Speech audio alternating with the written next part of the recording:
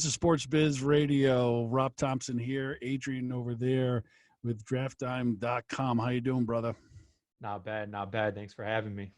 I don't know why I called your brother either. You know, I'm starting off on the wrong foot in this whole thing. Maybe we're long lost brothers. Who knows? You don't know, but anyways, Adrian, thanks for joining us. Let's jump right into this. So you're part of you're part of the Accelerated down in Orlando in a couple weeks.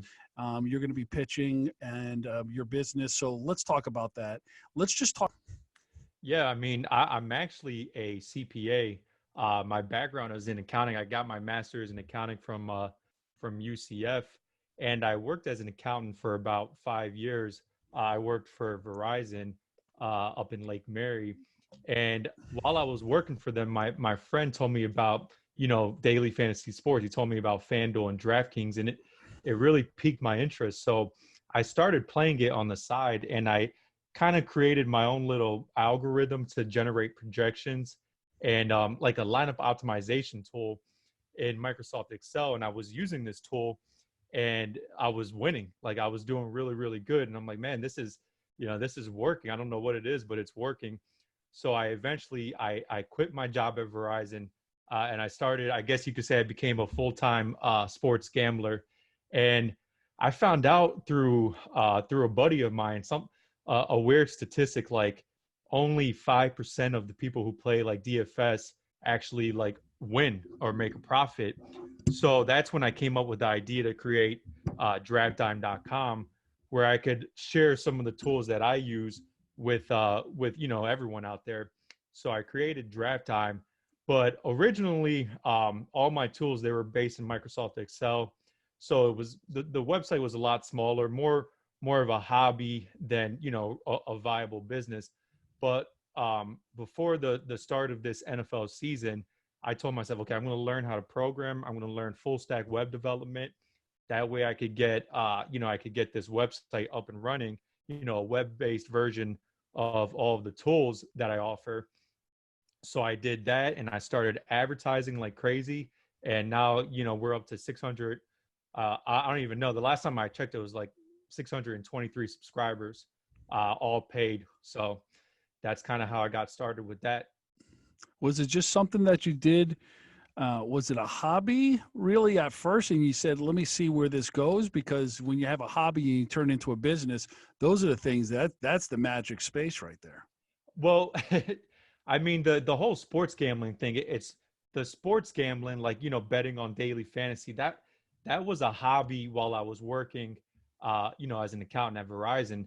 But eventually I started doing that full time. I quit my job. So, that was no longer a hobby. That was kind of how I made my living. And then, but during that initial time period, the website drafttime.com, that was more of a hobby. It wasn't until the start of this NFL season where it really became a viable business. Nice. So what's next for you with this? I mean, do you have an MVP or is it just web based? Right now it's web based. I'm not too sure about creating an app or anything like that. But I do have plans as far as trying to market, create content, things of that nature. So that's kind of the plan. I want to kind of become an authority website when it comes to everything related to, daily fantasy sports. And it's definitely possible. I have, some of the best tools out there. My users are I have users from when I originally started the website, when I was, basing everything in Microsoft Excel. They're still users to this day. I get emails from guys all the time saying, I won this year. I won like $30,000 using your tools. Like I was able to give my kids a bunch of presents for Christmas. So, I really do want to try to scale it though. Did you start when you first started off and people were on your website essentially giving away free content and free information? Originally, I was giving it out for free. Yeah. But then I started putting everything behind a paywall because I realized, these people were hungry for this content and these tools. So I was able to put it behind a paywall. Were you nervous at first when you put it behind a paywall? I mean, were you shocked, surprised, disappointed after it went live? I was actually surprised after I put it behind a paywall. I mean, I wasn't expecting that many people to subscribe, and then a bunch of people started subscribing. It was at the beginning of an NFL season. I forget which season. It might have been like 2016 or 2017. I don't remember. And I started getting a bunch of subscribers, and I was pretty shocked. Yeah, and a lot of people would tell you a great strategy is just give it away for free at first, right? Give it Yep. away for free as much as you can, the content, and then slowly convert Oh them yeah. over. So Absolutely. Right now I actually have a free 7-day trial. So, people, they could sign up to the website, they could cancel anytime before the 7-day trial is done. Um, so that's what I have right now. And that way, it it doesn't take a lot for someone to commit to it, and that's the hardest part is trying to convince someone. So now that I had the free 7-day trial, I noticed my conversions, they skyrocketed my conversion rate. So that's why I did the 7-day trial. what would you have done different? If looking back now on this whole process and where you are sitting, what are there things that you would have changed or done differently? I probably would have tried to learn, full stack web development initially. That way um, that way I could develop the web-based platform that I have now. That way I could scale it, three years ago rather than trying to scale it now, because now I'm a little bit behind the curve. So initially, if I did have that, web-based platform, I would have been able to scale it, because the problem was with Microsoft Excel, there was a lot of limitations. For one, people couldn't use it on mobile devices, and that was critical. But secondly, people on Macs, for some reason, it had issues working on Macs. So there was all kinds of limitations, and that really prevented me from scaling with the Excel-based version. What'd you find out about yourself now that you're an entrepreneur and you left corporate America? What are those things that you discovered when you're out there on your own now, and everything you do, and you eat what you kill, so to speak. Yeah, I mean, I pretty much I found out that I'm a problem solver. Like, when no matter what, challenge I'm running into, I'm always, able to figure out a solution and solve problems. And, I'm not a developer. I don't have a web development background, but that was a problem I needed to figure out, and I figured it out on my own. I got a quote from a web development team for the web-based platform, and they were going to charge me something like $75,000. So that's why I said, okay, I need to learn how to do this on my own. Right. So yeah, I mean, that's the main thing I learned. I'm a really good problem solver. It's like if there was a Home Depot for website development, you would have been in there, right? With Exactly, figure. exactly. So, tell us a little bit more detail about the platform for those who are not fantasy and don't really know that, or even gamblers on sports.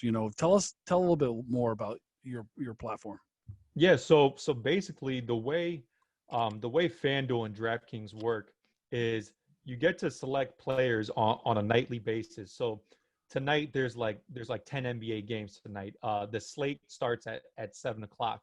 So you could pick players from all of these 10 games tonight, and you have on FanDuel you have a $60,000 salary cap, and you had to pick 9 players with the $60,000 salary cap. So obviously the more expensive guys are guys like LeBron James, James Harden, the guys that score a lot of fantasy points. So basically, I created a model to project how many fantasy points these players are going to score. So for instance, tonight, um, I have it right here. Let's see. I have Is sorry, how much excuse me. how much I how much have James Harden. Sorry, go ahead. no, I was gonna how much is of this is scientific and how much of it is art? It's a little bit of both. Um, I kind of have an algorithm that you know does all of the calculations for me in order to project their fantasy points. but also I kind of do a little bit of manual sanity checks, and use a little bit of my intuition if I see that something doesn't look quite right. So I would say it's about 90% scientific and 10% art. But yeah, so just to continue on explaining to the people who don't really understand how it works. So for instance, James Harden, I have projected to score 59 points tonight. So that's based off of, just like years of collecting data, all the data that I have on James Harden, all the data I have on his opponent, and how they do against opposing shooting guards or opposing point guards. So that's kind of what that's based off of. And then I have this lineup optimization tool where it says, okay, in order to get the most out of your $60,000 salary cap, here's the players that are going to give you the highest projection. And that really gives you an edge when it comes to, daily fantasy sports. So that's how that works. Right. Sorry, So I know it was a long-winded explanation, but I felt like everyone had to know so they can understand how it works. No, I think so. I was never a gambler. I wouldn't do any of the slips or anything else that a lot of people did. But when FanDuel came around, I got into it, and I just thought it was such a great user experience, And I had my 10-year-old son picking players the past weekend, and it's almost like they make it where you could win the $3, $5, $9, $10 games all the time, and it just keeps you coming back. Oh yeah. And then they have the big prizes. They have the $100,000 prize for first place, and everyone is always trying to get that, and that's what gets people coming back. They're like, oh man, I was just 2 players off. Yeah, so. It's brilliant. So you're kind of that guru button that they show sometimes when let the guru pick for you. You're right there. Oh yeah, yep, exactly. Oh, I love it. All right. How people get a hold of you directly? What's your website? I will put it in as well. Yeah, so the website is drafttime.com. You could get a hold of me. My email is support@drafttime.com. And that's how that's how you could get into contact with any of the people who watch the support box. But also you could email me directly. It's Adrian@drafttime.com. And obviously, if you try it out, it's a free 7-day trial. Free 7-day trial. Yep. Yeah. So that sounds pretty. And that gives you access to all 3 sports. Well, right now it's just NBA and NFL going on, but that does give you access to the full access to the full website. Yeah. Awesome. Adrian, we look forward to seeing you down there in Florida. Yeah, I look forward to it, man. I can't wait.